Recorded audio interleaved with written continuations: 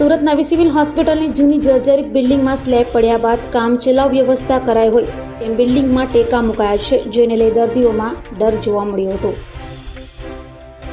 વિવાદોમાં રહેતા સુરતની નવી સિવિલ હોસ્પિટલમાં કામચલાઉ જુગાડ કરાયો હતો। જર્જરિત થયેલી જૂની બિલ્ડિંગમાં સ્લેબ પડ્યા બાદ કામચલાઉ વ્યવસ્થા કરાઈ હોય તેમ ટેકા મુકાયા હતા।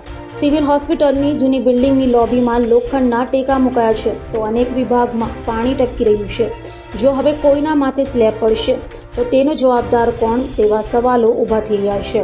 ત્યારે 2 વર્ષથી સિવિલ હોસ્પિટલના જૂની બિલ્ડિંગમાંથી વોર્ડ ખસેડવાની વાતોનું ચાલી રહ્યું છે, પરંતુ કોઈ નિવેડો આવ્યો નથી। ત્યારે વરસાદી પાણી ઘૂસી જતા દર્દીઓની લિફ્ટ પણ બંધ થઈ હોય અને ફ્લોરિંગમાં સતત પાણી રહેતું હોવાથી કોઈ લપસી શકે તેવી નોબત છે।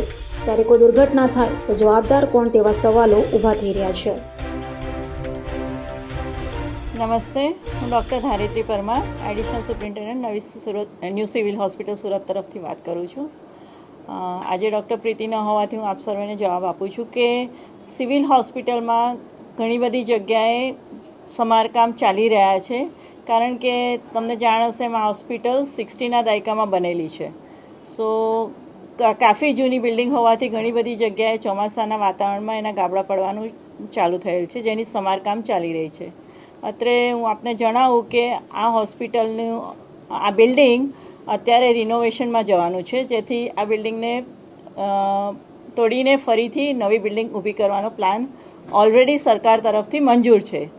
અમે રાહ જોઈ રહ્યા છે કે અમારા નવા ઓપરેશન માટે ઓપરેશન થિયેટર અમને કબજામાં મળી જાય તો અમે એ બિલ્ડિંગમાં શિફ્ટ કરી અને આ બિલ્ડિંગને સંપૂર્ણતઃ રિનોવેશનમાં લઈ શકીએ।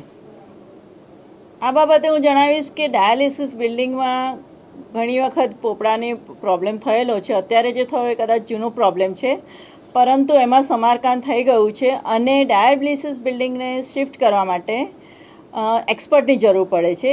એ અંગે અમદાવાદથી એક્સપર્ટ આવી અને જે તે નવી જગ્યાનું ચકાસણી કરી ગયા છે અને ડાયાલિસિસ યુનિટ અમારું શિફ્ટ થવાની તૈયારીમાં છે।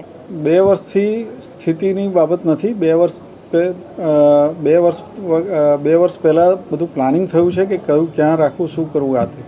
ત્યાર પછી પીઆઈયુ દ્વારા એનું જે કંઈ કામગીરી કરવાની છે બંને બિલ્ડિંગોમાં, સ્ટેમ સેલ અને કિડની બિલ્ડિંગમાં જે કંઈ નાની મોટી કામગીરીઓ કરવાની થાય છે તે થઈ રહી છે।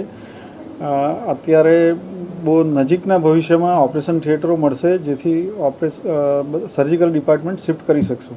અત્યારે અમારે સૌથી મોટી સમસ્યા એ છે કે અમે બધું શિફ્ટ પણ કરી દઈએ, પણ ઓપરેશન થિયેટર જ્યાં સુધી ના બને ત્યાં સુધી સિવિલ હોસ્પિટલમાં આવતા ગરીબ દર્દીઓની સારવાર અને એના ઓપરેશનો, અહીંયા આપ જાણો છો કે ઓર્થોપેડિક અને સર્જરીમાં લગભગ 24 કલાક જેવા ઓપરેશનો ચાલતા હોય છે।